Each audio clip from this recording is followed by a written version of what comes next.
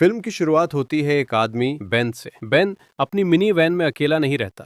हमेशा उसकी गर्लफ्रेंड लेना साथ होती है, लेकिन अब लेना बेन के साथ नहीं रह सकती क्योंकि उसे शहर जाना है अपनी पढ़ाई पूरी करने के लिए। इसलिए बेन ने अपनी गर्लफ्रेंड को एक हथियार दिया ताकि शहर की सख्त हकीकतों से उसकी रक्षा हो सके। साथ ही उसने लेना से कहा कि सोने से पहले हमेशा हथियार तैयार रखना। खैर, बात यह है कि लेना शहर चली गई है और अब बेन को सारी चीजें अकेले ही संभालनी पड़ेंगी। अब हालांकि बेन पूरी तरह बेरोजगार नहीं है क्योंकि वो इस इलाके में शिकारियों के लिए प्रोफेशनल गाइड का काम करता है। इसके अलावा उसके एक परिचित शेरिफ ने उसे बताया कि एक अरबपति शिकारी आया है और उसे बेन की सेवाओं की जरूरत है। उस आदमी का नाम मेडेक था और वो बेन को रोजाना $1000 देने को तैयार था। ऐसे ऑफर को कौन ठुकराएगा। खुद बेन भी मानता है कि उसने कभी एक दिन में इतना पैसा नहीं कमाया। साथ ही मेडेक ने अपनी खुद की कार भी साथ लाई थी, जो कि एक मर्सिडीज बेंज G363 थी।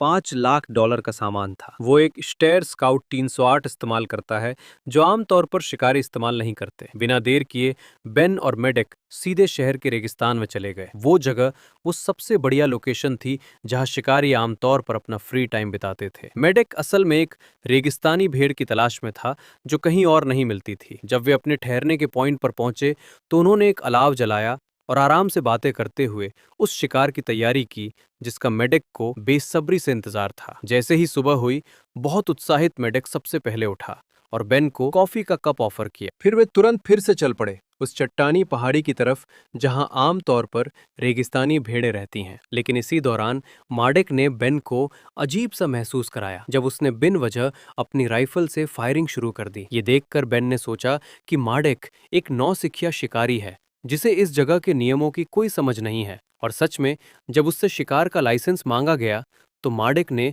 चुप रहने के लिए बेन को कुछ डॉलर दे दिए और ये पैसे उस रोज के वेतन में शामिल नहीं थे जो मार्डेक ने पहले वादा किया था। पहले की बात है, इसलिए बेन पैसे ठुकरा नहीं सकता और उसने फैसला किया कि वो मार्डेक के साथ अपनी पूरी कोशिश करेगा। अब तक सब ठीक था, दोनों तरफ से कोई बड़ी दिक्कत नहीं आई, लेकिन ये ज्यादा दिन नहीं चला। मार्डेक बेन के इशारों को नजरअंदाज करता रहा और शूटिंग शुरू कर दी। असल में मार्डेक को गर्व था कि उसने अभी अभी एक रेगिस्तानी भेड़ को मार दिया है, लेकिन जैसे जैसे पता चला उसने जो शॉट मारा था वो भेड़ नहीं बल्कि एक बूढ़ा आदमी था, चार्ली। खास बात यह है कि चार्ली वहां का स्थानीय घुमंतू है जो हर दिन अजीब गरीब चीजें ढूंढने के लिए घूमता रहता है। चार्ली बेन का बहुत करीबी दोस्त था, इसलिए ये घटना सुनकर वो तुरंत ही दंग रह गया। साफ था कि मार्डेक भी उसी तरह महसूस कर रहा था जैसे कि जिसने चार्ली की जान एक पल में ले ली हो। वहां से मार्डेक के बस ज्यादा कुछ नहीं था सिवाय इसके कि वो बेन के आने का इंतजार करे जो किसी से मदद मांगने जल्दी में था। हालांकि मुझे नहीं पता मार्डेक उस वक्त क्या सोच रहा था, लेकिन उसने बेन की राइफल उठाकर चार्ली के शव पर फिर से गोली चला दी। आखिर में जब बेन बिना किसी मदद के पहुंचा तो मार्डेक ने उससे तुरंत कहा कि इस बार 2 शूटर थे जिन्होंने चार्ली को मार डाला, यानी दोनों ने मिलकर किया था। खैर, बेन को मेडेक ने सीधे सीधे फंसा दिया है और साथ ही अगर चार्ली के शव की पोस्टमार्टम शेरिफ्स ने की है तो वो भी इसमें शामिल है। तो बेन इस बात को सुनकर हैरान रह गया और मेडेक ने उसे तुरंत एक जीत जीत वाला प्रस्ताव दिया। विस्तार से कहे तो मेडेक बेन को एक यूनिवर्सिटी भेजेगा और हर साल $3 लाख का रहने का खर्च देगा जब तक वो ग्रेजुएट नहीं हो जाता। सच कहूं तो मुझे लगता है बेन इस ऑफर को साफ मना कर देगा, लेकिन उसने इसके बजाय इस समझौते को मान लिया और वहां से चार्ली के शव को तुरंत दफना दिया गया, बस कुछ पत्थरों से ढक दिया गया। फिर मेडेक और बेन ने अपनी शिकार की गतिविधियां जारी रखने की तैयारी की और मान लिया कि वो घटना सच में हुई ही नहीं। लेकिन असल में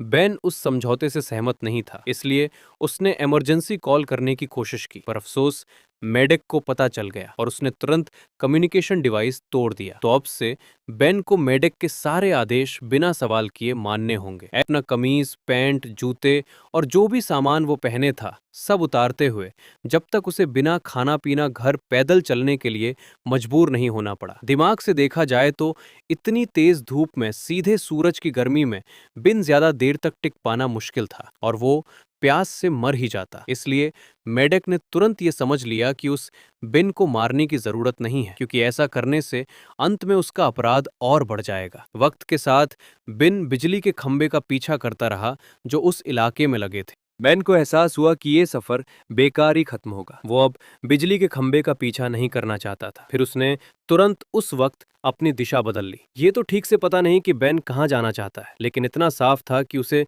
समझ आ गया था कि अगला कदम क्या उठाना है। और ये सच था। बेन जानबूझकर रेगिस्तान के बीच में खुदाई वाली जगह गया और फिर सीधे पत्थरों से ढके हुए एक छेद में घुस गया। जाहिर है ये छेद चार्ली के छुपने की जगह तक जाता था, जो पहले खुद इसका शिकार हो चुका था। मेडिक की एक गोली की आवाज के बीच बेन ने तुरंत उस बेस में मौजूद कई चीजों का फायदा ही चार्ली द्वारा बनाई गई एक नक्शा भी देखा। लेकिन दुर्भाग्य से मेडिक को बेन की असली जगह का पता चल गया, जिसने जानबूझकर उस छेद के रास्ते को खोजा जो एक छुपी हुई झोपड़ी तक ले जाता था। फिर बिना कोई देरी किए मेडिक झोपड़ी में घुस गया और वहां तेज आवाजें सुनने लगा। यानी बेन की जगह अब सुरक्षित नहीं रही। ऊपर से मेडिक ने जानबूझकर उस पर कुछ डायनामाइट भी फेंक दी। बेन के पास कैबिन छोड़ने के अलावा कोई चारा नहीं था। बड़ी खुशी के साथ मेडिक ने उसी वक्त उसे स्वागत किया। इस बार बेन को घर के रास्ते पर ही रहना था और मेडिक की नजर से बाहर नहीं जाना था। लेकिन फिर भी बेन ने जितना हो सके बचने की कोशिश की।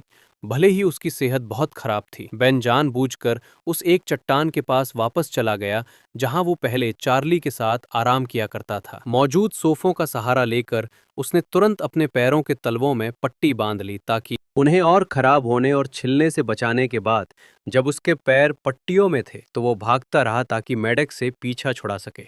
बेन ने जल्दी से चार्ली द्वारा बनाए गए नक्शे के निर्देशों का पालन करना शुरू किया और सौभाग्य से बेन की मेहनत बेकार नहीं गई, क्योंकि चार्ली ने जानबूझकर एक कैटपल्ट, कुछ कंचे और एक नक्शा रखा था जो एक जेरी कैन पानी के खोदाई वाले स्थान तक ले जाता था। लेकिन जैसे ही बेन थोड़ा पानी पीने ही वाला था, जेरी कैन को मेडिक ने जानबूझकर गोली मार दी। अब इस बार बेन के पास मेडिक की निगरानी में हार मानने के अलावा कोई चारा नहीं था, जो इस सब का आनंद ले रहा था। दूसरों की तकलीफ देख के इतनी दबाव में साफ था कि बेन अब अपनी यात्रा जारी नहीं रख सकता और वो बस गिर पड़ा।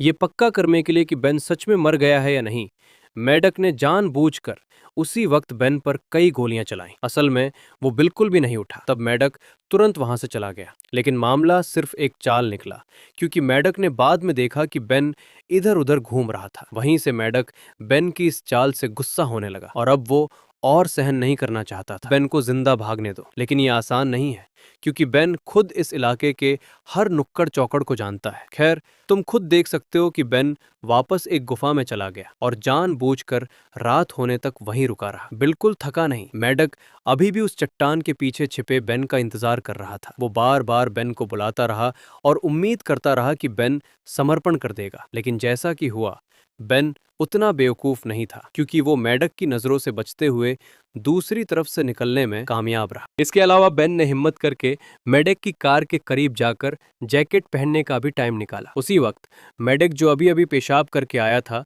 तुरंत समझ गया कि उसकी कार में कुछ गड़बड़ है। सबसे पहले उसने देखा कि पैसेंजर डोर ठीक से बंद नहीं है, फिर जैकेट भी गायब था। इस वजह से उसने अपनी सूझबूझ पर भरोसा किया और सच में बेन को बड़ा झटका लगा जब कार अचानक पीछे की तरफ मुड़ी। अगर बेन ऐसे पकड़ लिया गया तो उसके पास छुपने के अलावा कोई चारा नहीं था। पत्थरों के बीच उसे बार बार मेडक द्वारा फेंके गए डायनामाइट के धमाके से भी बचना पड़ रहा था। खुशकिस्मती से अपनी रिफ्लेक्सेस की वजह से बेन सब कुछ पार कर गया और उसने एक ही स्लिंग शॉट से मेडक को बेहोश तक कर दिया। सुबह जब देखा गया तो मेडक को कार में बेन ने मजबूती से बांध रखा था। बेन ने कोई वक्त गवाए बिना सीधे शेरिफ के दफ्तर पहुंचकर मेडक की गैर जिम्मेदाराना हरकत की शिकायत की। इतना ही नहीं, बेन ने यह भी बताया कि मेडक ने उसे कुछ पैसे भी ऑफर किए थे जब चार्ली को अभी अभी गोली मार दी गई थी। सबूतों की वजह से मेडक जल्दी ही जेल चला गया, जबकि बेन अपनी रोज की जिंदगी में आजाद था। अफसोस की बात यह है कि मेडक, जिसने शुरुआत में कहा था कि उसे